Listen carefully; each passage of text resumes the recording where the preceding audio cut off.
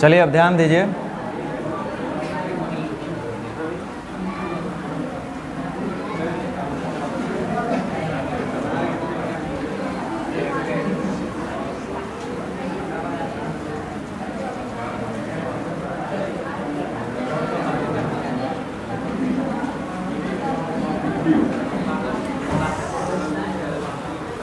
Partnership का तो total हो गया ना, वो सब करा दिए मिसलेनियस वगैरह। एवरेज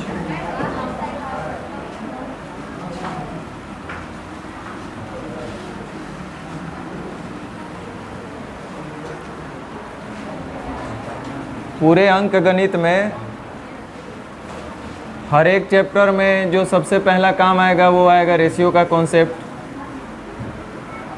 मैं कॉमन टॉपिक का नाम बता रहा। दूसरा आप देखे थे कुछ चैप्टर में कंपाउंड प्रोपोर्शन का कॉन्सेप्ट वो कुछ तक सीमित था, लेकिन रेशियो हर में है।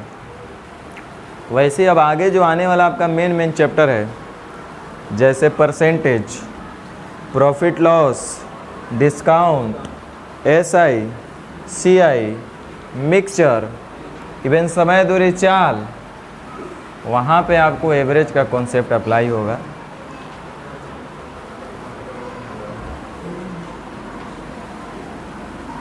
जो हमारे बूढ़ बुजुर्ग स्टूडेंट है उनसे आप पूछ सकते हैं कि इसका कितना महत्व है।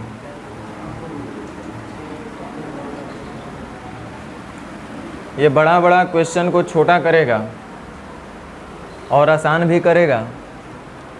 बनाने के तो ज़रूरी नहीं है कि हम उस क्वेश्चन को मतलब एवरेज के तरीके से ही बनाएं, हम उसको चाहें तो उस पार्टिकुलर चैप्टर के तरीके से बना सकते हैं, मतलब परसेंटेज के मेथड से बना सकते हैं।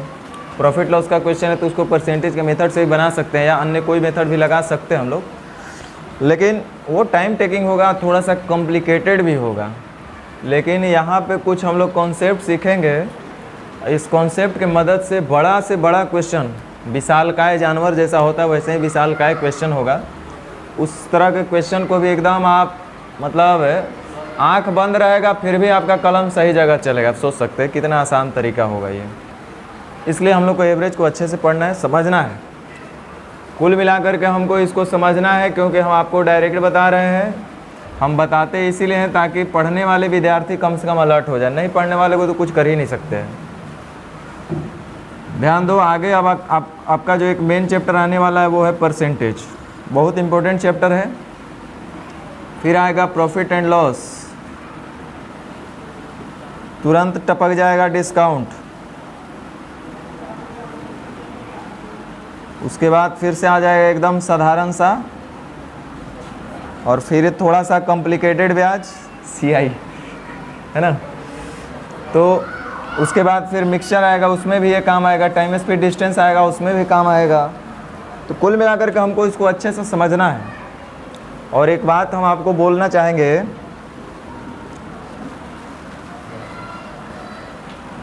कि देखो,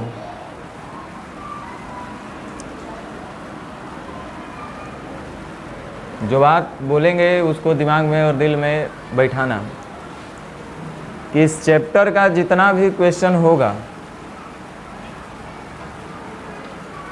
या शॉर्ट में बोले कि जितने भी इसके टाइप हम लोग पढ़ेंगे, 10 गो चाहे 15 गो चाहे 50 गो चाहे वो, उस सब के सब यानी कुल मिलाकर के A to Z क्वेश्चन का सॉल्यूशन इसके डेफिनेशन में छुपा रहेगा।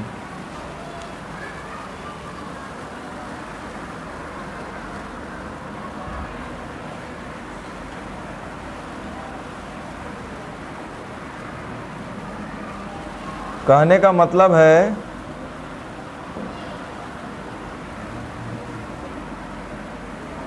कि छोटा छोटा क्वेश्चन को तो चलो कैसे हूँ हम लोग बना लें, कोई दिक्कत नहीं है, ज़्यादा डेफिनेशन पर जोर देने का ज़रूरत नहीं पड़ेगा। लेकिन जब थोड़ा सा घुमावदार क्वेश्चन आएगा, अच्छा लेवल का क्वेश्चन आएगा, उसको हमको शॉर्ट करना होगा, इजी वे में बताना होगा, तो वहाँ पे आपको इसका डेफिनेशन बिल्कुल दिल और दिमाग से स्पष्ट होना चाहिए कि हाँ इसका डेफिनेशन क्या बोलता है। अगर आपका इसका डेफिनेशन क्लियर है तो हम आपको बताते हैं A to Z इसका क्वेश्चन एकदम आसानी से कीजिएगा, वो चाहे कुछ भी हो, कैसा भी क्वेश्चन हो। तो सबसे पहले हम बात करेंगे इसके डेफिनेशन पे। जो इसका डेफिनेशन समझ गया, मतलब एवरेज का सारा क्वेश्चन कर सकता है। बस ये हम अभी आपको बोलेंगे। बाकी जब हर एक टाइप का क्वेश्चन सामने आएगा, सारा क्वेश्चन और टाइप साथ हम हर बात को प्रूफ करते हुए चलेंगे। तो सबसे पहले डेफिनेशन, जो कि सबसे पहले हम लोग इसको एवरेज को क्लास 3 में पढ़े हैं कि 3 या 5th में भी पढ़े होंगे हम लोग, वैसे 3 में भी पढ़े होंगे। मतलब एवरेज तो बहुत बचपन से हम लोग पढ़ते आ रहे हैं। तो एवरेज का हम लोग जो एक फार्मूला जानते हैं उसका थोड़ा सा बोल दीजिए, मतलब हमको औसत का मतलब क्या होता है, बोलिए। दी गई राशियों का योग बट्टा दी गई राशियों की संख्या, और उसी को हम लोग शॉर्ट में बोलेंगे, दी गई राशियों को कॉमन कटा दीजिए, मतलब बोलने के भाषा हम बोल रहे हैं, सीधा सा बोलेंगे हम लोग शॉर्टकट में, योग बट्टा। सबसे इम्पोर्टेंट और सबसे दुखदाई बात यह है कि योग क्या होता है यही नहीं समझ में आता है बच्चा लोग को। मतलब हम अपना एक्सपीरियंस बता रहे हैं, क्योंकि हम भी तो आप ही की तरह कभी थे ना। जैसा जितना जाहिल आप है उतना ही जाहिल हम भी थे। ध्यान दीजिए, योग का मतलब थोड़ा सा हम लोग समझेंगे कि योग का मतलब एक्चुअल है क्या। योग का मतलब कोनो दूसरा योग, योगासन वो वाला योगासन नहीं है। योग का मतलब कौन चीज़ है, जोड़। थोड़ा देर के लिए हम इसको एडिशन ही मान के चलेंगे। योग शब्द का शाब्दिक अर्थ हम बोलेंगे जोड़, ठीक है, कोई और योग नहीं है। योग का शाब्दिक अर्थ हम बोलेंगे जोड़। संख्या तो सब लोग जानते हैं कि संख्या क्या है। अब बात करते हैं औसत। औसत बराबर योग बटा संख्या। देखो एकदम बिल्कुल सही है, कोई दिक्कत नहीं है। इसका यूज हम लोग करेंगे। औसत बराबर योग बटा संख्या, तो हम यहाँ से बोल सकते हैं योग बराबर औसत गुने, सुनो मेरा बात को सुनना, हम क्या बोल रहे हैं। हर एक चैप्टर का अपना कोई बेस होता है। जैसे अभी रिसेंटली आप एक चैप्टर पढ़े थे पार्टनरशिप, उसमें हम लोग पढ़े थे लाभ बराबर पूंजी गुने समय। तो यानी 3 वर्ड उसमें आ रहा था, लाभ, पूंजी और समय। तो लाभ बराबर निकालना होता तो हमको पूंजी समय रिक्वायरमेंट होगा, पूंजी निकालना होगा तो लाभ समय रिक्वायरमेंट होगा, समय निकालना होगा तो लाभ और पूंजी रिक्वायर्ड होगा। तो कहने का मतलब है कि हर एक चैप्टर का अपना कुछ बेस होता है और वो उसी से रिलेटेड क्वेश्चन रहता है। अब जैसे इसमें हमने बोला औसत बराबर योग बटा संख्या, इसमें 3 वर्ड हमको दिख रहा है, योग, औसत और संख्या। ध्यान दो, बेसिक का हम पहले बात करेंगे, अभी हम जादुई टोना का बात नहीं करेंगे। कैसा भी क्वेश्चन होगा, एवरेज का हम अब बात कर रहे हैं, वो कैसा भी क्वेश्चन हो, चाहे वो इजी लेवल का हो, चाहे मॉडरेट लेवल का हो, चाहे हाई लेवल का हो, इन तीनों से ही संबंधित कुछ ना कुछ इक्वेशन उसका बनेगा। अगर इक्वेशन से हम बात करें तब मतलब ये क्या है कि कभी भी कुछ बड़ा लेवल का क्वेश्चन आ जाए, आपका दिमाग नहीं काम करे कि हमको क्या सोचना चाहिए, क्या करना चाहिए, तो आपको ये तीनों को याद करना होगा कि क्या ये औसत से औसत बराबर करके हम लोग इक्वेशन बना सकते हैं क्या, या दोनों का LHS RHS में योग बराबर करके इक्वेशन बना सकते हैं क्या, या संख्या को इक्वेट करके इक्वेशन बना सकते हैं क्या। हो सकता है कि औसत का अंतर दिया हो, औसत का योग दिया हो, योग का अंतर से इक्वेशन बने, योग का योग से अंतर बने, संख्या का अंतर से इक्वेशन बने, संख्या का योग से इक्वेशन बने।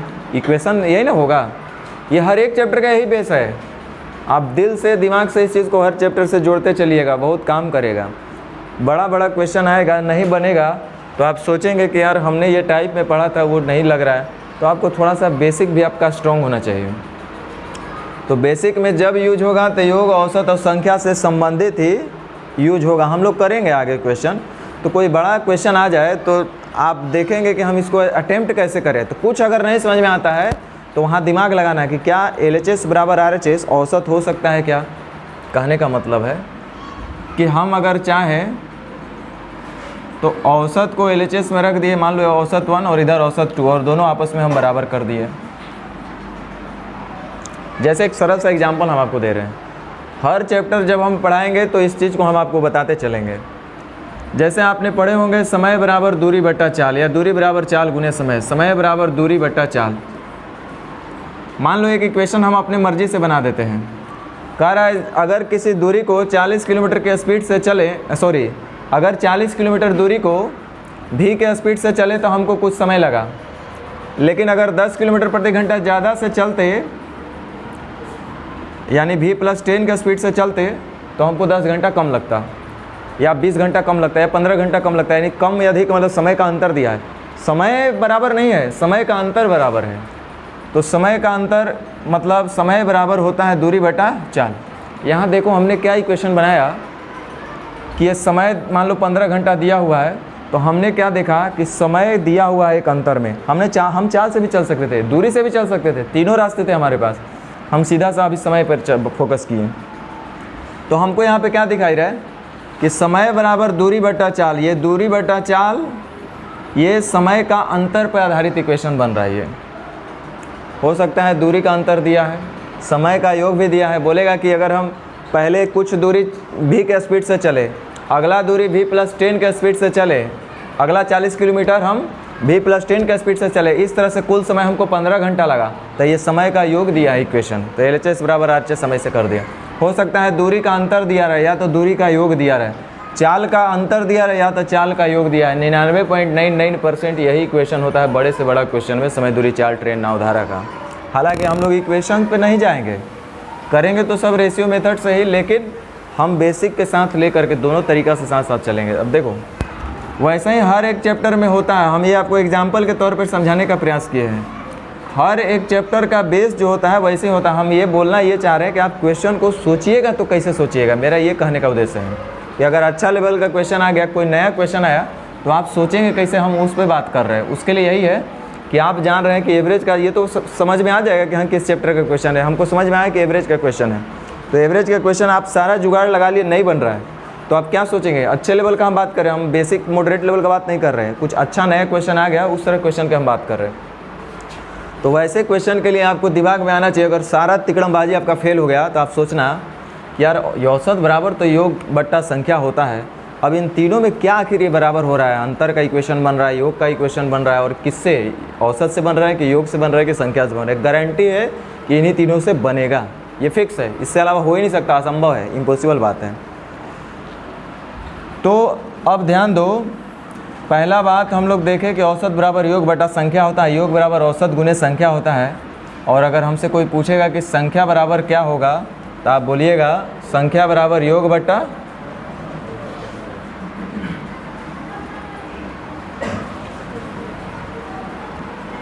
संख्या गुने औसत बराबर योग, यही ना। तो हम लोग ऐसे ऐसे निकाल सकते हैं। इसका तो ज़रूरत नहीं पड़ेगा ज़्यादातर, इसका यूज बहुत ज़्यादा होता है, और इसका तो हेल ही है। ये तो था आपका किताबी ज्ञान, रटंत विद्या, यहाँ तक था कि हाँ औसत बराबर योग बटा संख्या होता है। लेकिन ये आपको प्रैक्टिकल काम नहीं आएगा। जब प्रैक्टिकल क्वेश्चन आएगा तो वहाँ पे ये चीज़ काम नहीं आएगा। क्वेश्चन को जब अगर हमको दिमाग से बनाना होगा, समझ करके बनाना होगा, प्रैक्टिकल दिल और दिमाग से जोड़ करके बनाना होगा, तो वहाँ पे नियम फेल होते चला जाएगा। फेल इसलिए होगा कि हम समझ नहीं रहे होंगे, खाली सेट कर रहे होंगे फार्मूला पे। तो इसलिए हमको दिल और दिमाग से फीलिंग आना चाहिए कि हाँ क्वेश्चन कह क्या रहा है, क्या सोचना चाह रहा है और क्या हमसे पूछना चाह रहा है। तो उससे पहले थोड़ा सा हम आपको एग्जाम्पल दे करके इस पर बात करेंगे औसत पे, कि औसत बराबर आप हमको अभी तक सिखाए हैं, औसत बराबर आप हमको बताए हैं, औसत बराबर आप हमको बताए हैं योग बट्टा संख्या।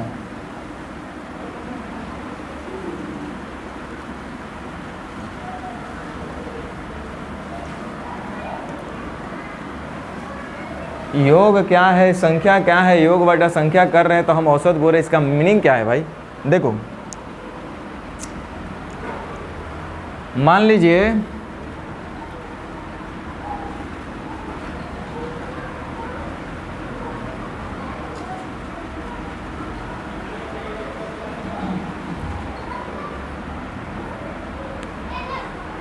तीन लोग हैं, नाम दे देते हैं स्नेहा, नेहा और ये तीन लोग हैं। स्नेहा के पास 10 चॉकलेट है, नेहा के पास 20 चॉकलेट है और पूजा के पास 30 चॉकलेट है। हम कहेंगे कि इनका आप एवरेज बताइए, क्या बताइएगा? बोलो। हम एवरेज आपसे पूछ रहे हैं, कितना होगा? 10 + 20, संख्याओं का योग बटा संख्या है ना। 10 + 20 + 30 अब बट्टा संख्या कै गो है? 3 गो। यानी कि आप जोड़िएगा तब 20 10 30 30 60 बटा 3 यानी कितना? 20। समझ में आया? सवाल ये उठता है कि आखिर ये जो 20 आया, सुनो इधर, ये किस जादुई चिड़िया का नाम है? ये क्या है 20? अरे ये तो आप मैथ की भाषा में बोल रहे हैं, पढ़े लिखे की भाषा में बोल रहे हैं, एक अनपढ़ आदमी कैसे समझेगा इसको? ये जो 20 आप बोल रहे हैं ये तो पढ़े लिखे की भाषा में आप बोल दिए कि सर ये औसत है, लेकिन जो हमारे जैसा नन डिग्री वाला आदमी होगा वो कैसे समझेगा, जो औसत कभी सुनबे नहीं किया है?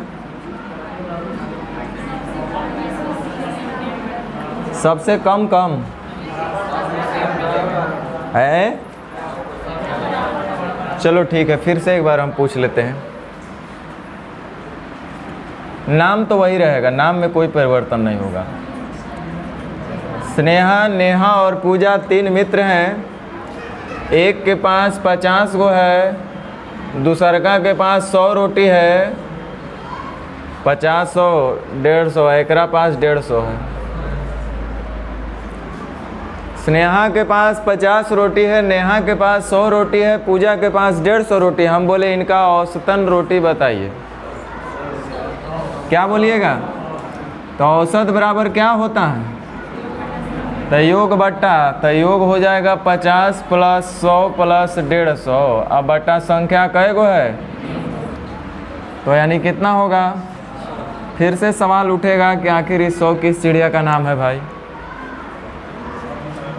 इस 100 पर ही फोकस किया जाए, जिसको हम लोग औसत बोल रहे हैं। एक्चुअल में इसका दूसरा भी हम कुछ मीनिंग समझ सकते हैं। एक अनपढ़ के लिए, पढ़े लिखे लोगों तो बोलबे करेंगे कि औसत है। इस 100 पर अगर आप फोकस कीजिएगा या तो इधर 20 पे आप फोकस कीजिएगा तो पता चला, देखो स्नेहा के पास 50 रोटी है, नेहा के पास 100 रोटी है, पूजा के पास 150 रोटी है। तो हम औसत बोले तो आप बोले 100, लेकिन हम अगर दूसरा भाषा में बोलते हैं आपसे कि एक काम करो, स्नेहा के पास आपको एक जज बना करके हम भेजेंगे। आप बोलेंगे कि स्नेहा के पास 50 रोटी है, नेहा के पास 100 रोटी है, पूजा के पास 150 रोटी है। तुम ईमानदारी से एक काम करके आओ कि सबको बराबर बराबर बांट दो। मैंने ये नहीं बोला कि इनका एवरेज निकालो, हम आपसे बोले थे कि इनको बराबर बराबर बांटना है। तो कितना कितना रोटी देना पड़ेगा सबको? 100। लेकिन हम तो आपसे नहीं बोले थे कि औसत निकाल के दिखा दीजिए, बोले थे? नहीं बोले। हमने आपको बोला कि सबको बराबर बराबर बांट दीजिए तीनों को। तो आप बोले कि सर 100 रोटी दे दीजिए, हो जाएगा बराबर। तो ये 100 क्या है? औसत ही है, जिसको हम दूसरे भाषा में बोल रहे हैं कि प्रत्येक को बराबर बराबर बांट दीजिए, है कि नहीं? वैसे ही यहाँ 10 चॉकलेट है, नेहा के पास 20 चॉकलेट और पूजा के पास 30 चॉकलेट। हम बोलते हैं आपको कि एक काम कीजिए, सबको बराबर बराबर बंटवा दीजिए। तो बराबर बराबर बांटिएगा तो सबको कै चॉकलेट मिलेगा? 20 चॉकलेट, 20 60 चॉकलेट, टोटल योगफल 60 गो, है कि नहीं? इसका मतलब ध्यान दो, अब बड़ा से बड़ा अक्षर में लिख दो, कैपिटल अक्षर में लिखो नोट।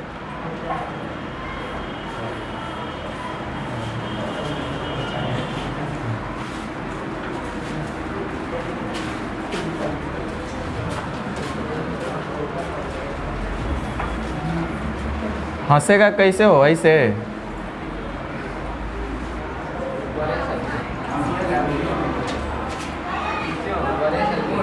है, जैसे भी हो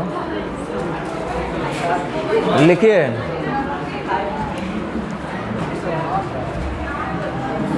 लिखिए, नोट करके लिखिए आप लोग, सब लोग। औसत का मतलब होता है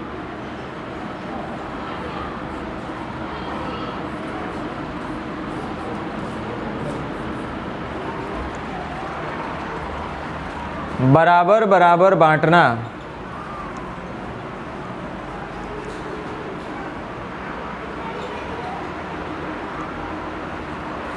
अर्थात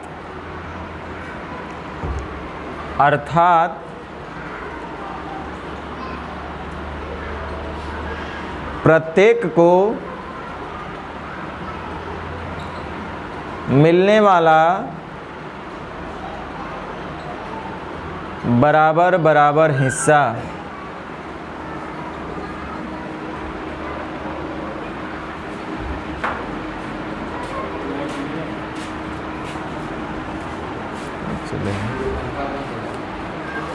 प्रत्येक को मिलने वाला बराबर बराबर, यही डिफिनेशन से पूरा टाइप आपका ख़त्म करेंगे हम, चाहे क्वेश्चनों टाइप हो।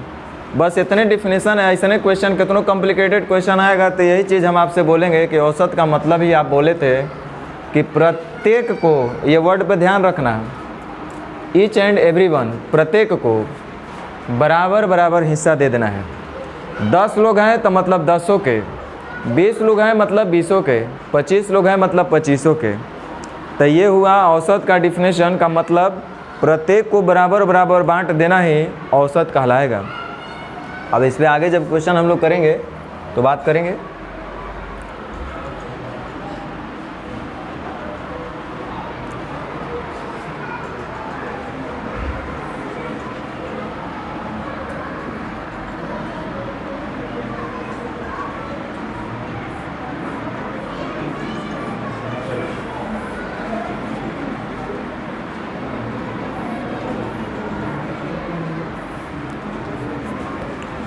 दूसरा पॉइंट लिखिए,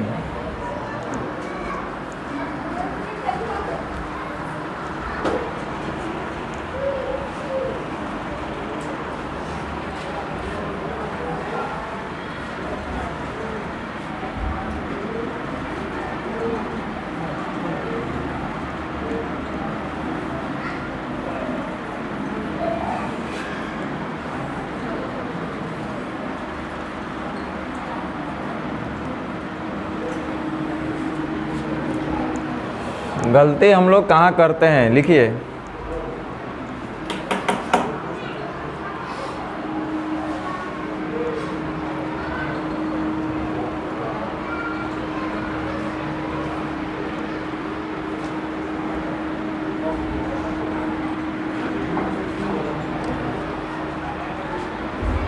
लिखिए, बोल दे रहे हैं। औसत संबंधी प्रश्नों को हल करते समय,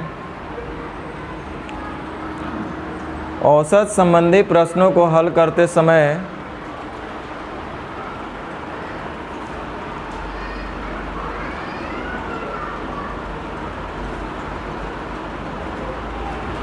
हमें योग ज्ञात करते वक्त, योग इंग्लिश में उसको सम बोलेंगे,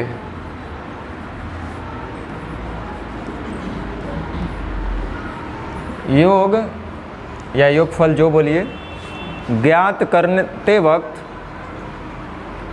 ज्ञात करते वक्त कि करने वक्त का है। ये आज तक हम लोग को कई बार सवाल हो गया रे हम लोग के। चलिए, ज्ञात करते वक्त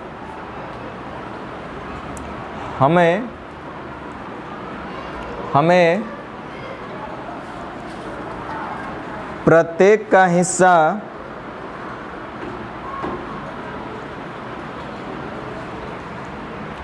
पर विशेष रूप से ध्यान देना होता है।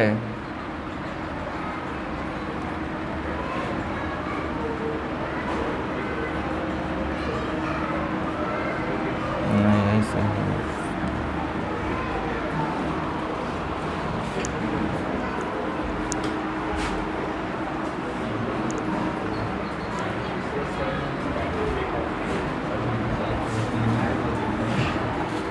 पूरा इस चैप्टर का की पॉइंट आपका यही है, प्रत्येक का हिस्सा।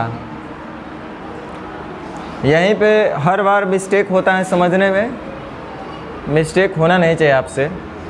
चलिए अब क्या करते हैं कि थोड़ा सा शुरुआत करते हैं हम।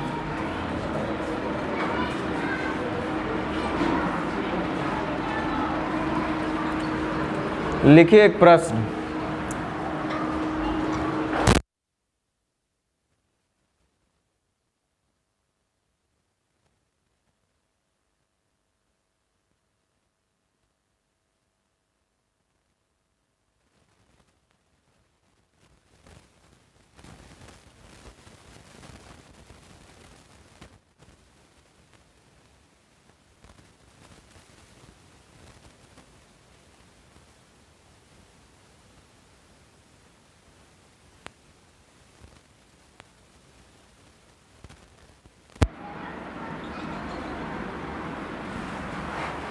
तो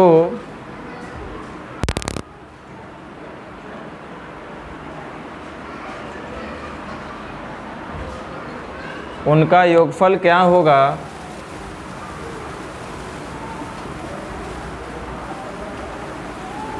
एवं तो उनका योगफल क्या होगा एवं वे संख्याएं कौन कौन सी हैं?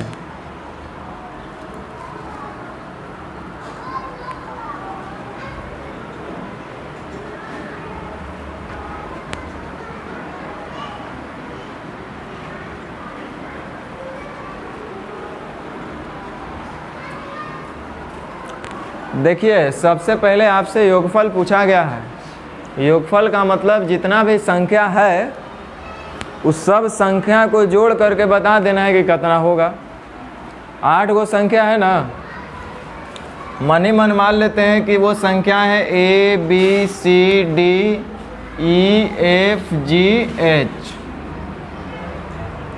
8 गो संख्या हो गया। इन संख्या का औसत दिया हुआ है आपके पास, इधर ध्यान दो।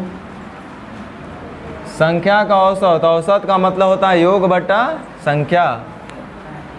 कै गो है? 8 गो। इनका औसत दिया हुआ है कितना? 15। तो इन संख्या का योग माने ABCDEFGH को जोड़ने पर कितना आएगा? 15/20 से। तो आप पढ़वे किए थे योग बराबर होता है औसत गुने संख्या। औसत है 15, संख्या है 8, यानी 120। माने ये जो 8 संख्या होगा उसको जब हम आपस में जोड़ेंगे तो जोड़ जाड़ करके योगफल 120 आएगा। सभी संख्या को जोड़ने पर 120 मिलेगा। यही है योग, सम। तो जोड़ तो पहले ही से आप लोग जान रहे हैं। अब 2 गो का जोड़, 5 गो का जोड़, 10 गो का जोड़, 20 गो संख्या का जोड़, कुछ भी हो। लेकिन अब आपसे दूसरा क्वेश्चन हम आपसे पूछें कि वे संख्याएं ज्ञात कीजिए, पूछा गया ना। तो वे संख्याएं कौन कौन सी होंगी भाई? जोड़ जाड़ के कितना आना चाहिए? 100। तो वह पहली संख्या कितना होना चाहिए? बोलिए। अरे तो लिखवे तो किए हैं ABCDEFGH। सबसे पहला संख्या कितना होना चाहिए? 15। जी सर। एक जगह हम 14, एगो 15, एगो 16 कर दे, बाकी सबको 15 रख दे, तो अब होगा कि नहीं होगा? होगा कि नहीं होगा? अभी भी हो जाएगा। तो हम कैसे कह सकते हैं कि पहली संख्या कौन होगी, चाहे अंतिम संख्या कौन होगी, चाहे दूसरी संख्या कौन होगी, चाहे अगली संख्या कौन होगी? नहीं ना बता सकते हैं? अरे बोलिए। ऐसे तो अनंत संभावना है, इन्फिनाइट पॉसिबिलिटीज़ है। जिसका 8 गो संख्या हम मान ले और जोड़ जाड़ के कितना आ जाए? 120। अनंत संभावनाएं हैं। Hence answer should be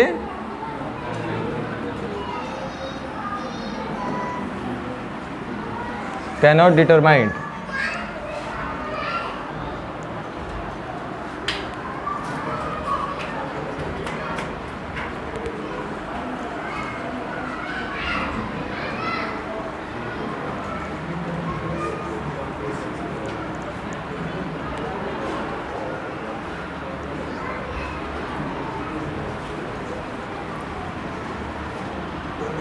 लिखिए क्वेश्चन।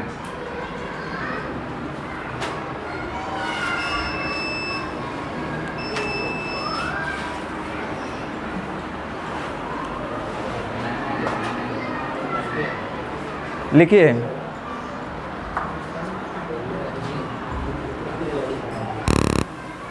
पंद्रह संख्याओं का औसत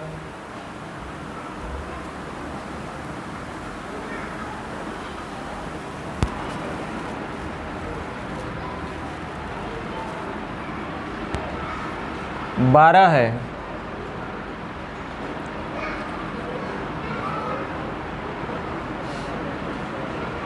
तो उनका योगफल कितना होगा?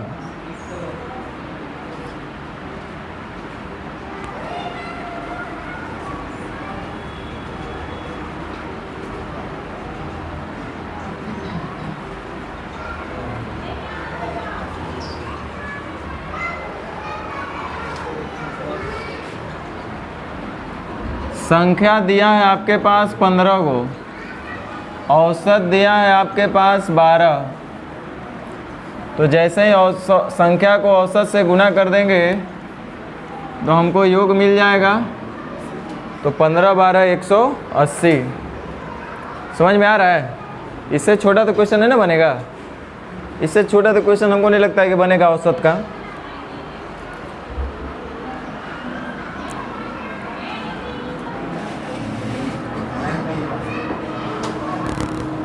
रहने दीजिए आज, चलिए इसको हटाइए।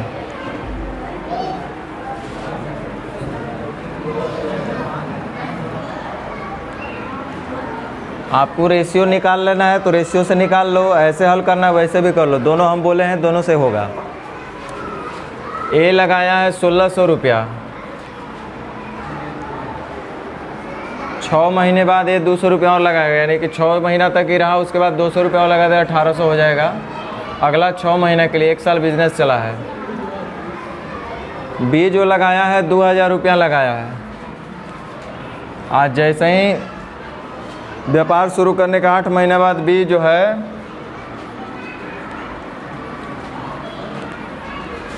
यानी कि 4x रुपया और ही लगा देगा, अगला 4 महीना तक के लिए रहेगा।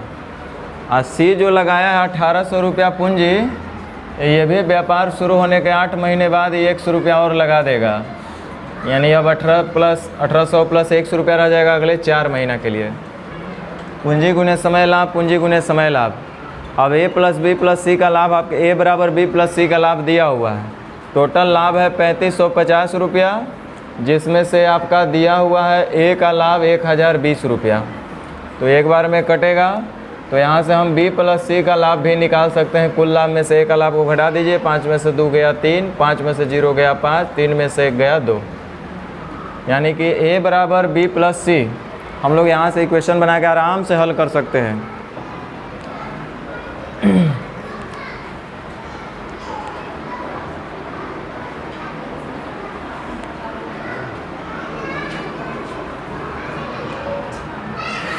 चलिए कोई बात नहीं, कर लीजिए।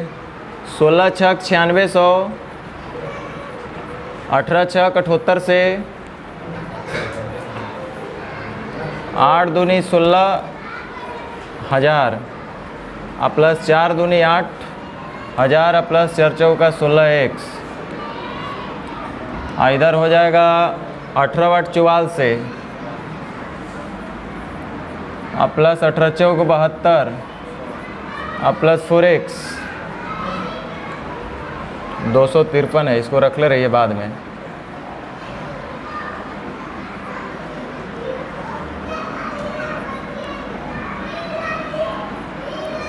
इधर जोड़िए 10,000 और 9 19,000, 19 और 1 20,400।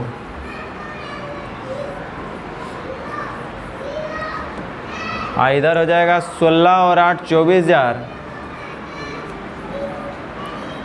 Plus 16x। इधर आपका हो जाएगा 14,000 और 7 21,000 और 4 2 600 प्लस 4x। ये सबका लाभे का अनुपात है अभी तक। और यहाँ पे ए बी सी का अलग अलग नहीं दिया है, ए का बी प्लस सी का दिया है, तो ए बराबर बी प्लस सी कर देंगे। तो ए का लाभ है आपके पास 20,400 और इतना बराबर है बी प्लस सी। जोड़िए तो 2 0 और 2 0,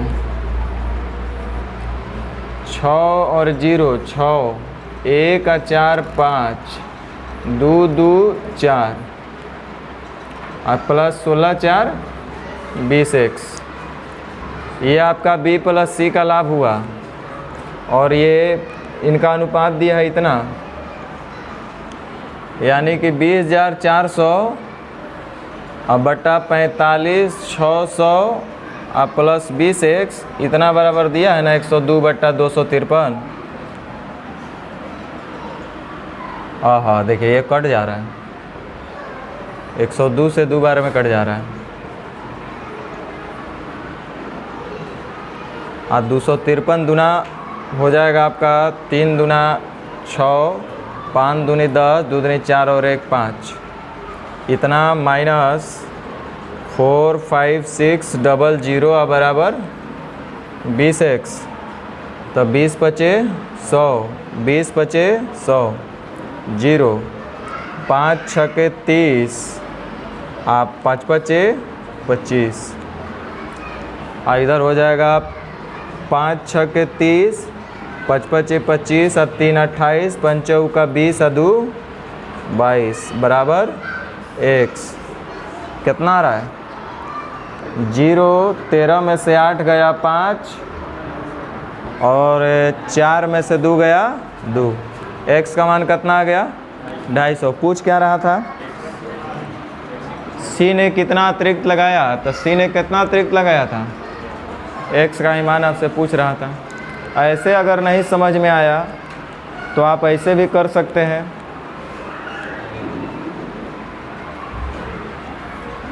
a, b और c 2 8 16, 2 10 20 और 2 9 18। ई लगाया है कै महीना के लिए?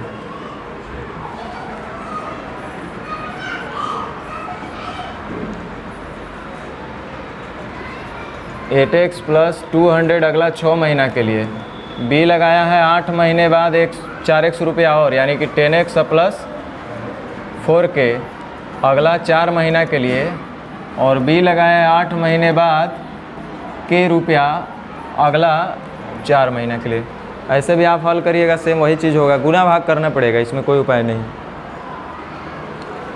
क्या हुआ? करेंगे ना, जो है वो तो करना पड़ेगा, कोई उपाय नहीं है।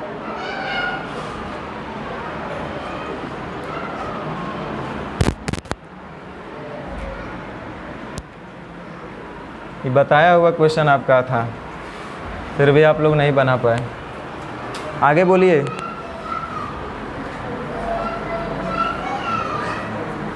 अभी इससे पहले जो पूछे थे कौन?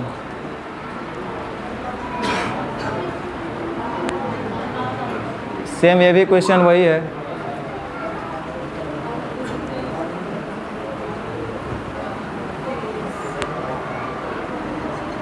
देखो बहुत अच्छा बात तो बोला है, लाभ का अंतर दे दिया है।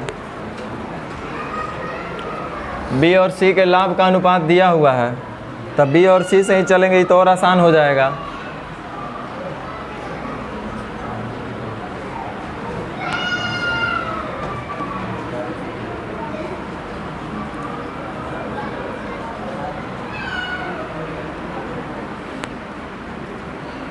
ए बी सी इतना के अनुपात में निवेश कर व्यापार आरंभ किया, 2:3:4। आरंभ से 6 महीने बाद ए, इसको x बना दीजिए पहले ही।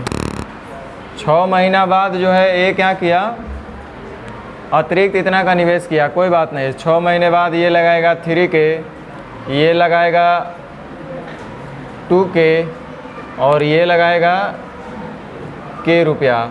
यदि वार्षिक लाभ तो ये भी चलेगा अगला 6 महीना, ये भी चलेगा अगला 6 महीना और ये भी चलेगा अगला 6 महीना।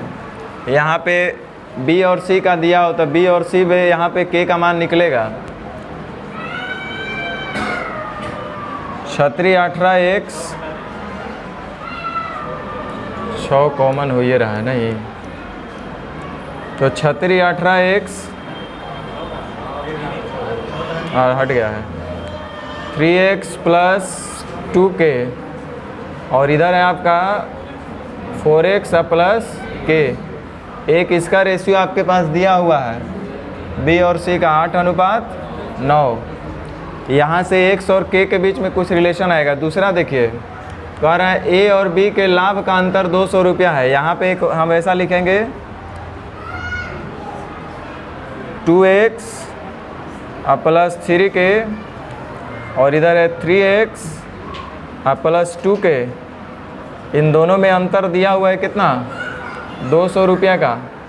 अब यहाँ पे पहले ध्यान दो, ये बड़ा है कि ये बड़ा है? 3x plus 2k 2x plus 3k।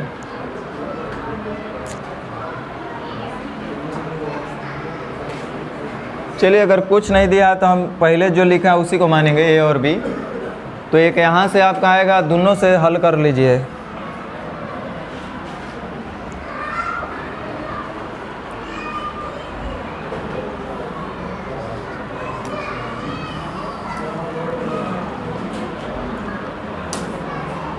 चलिए रहने दीजिए आज।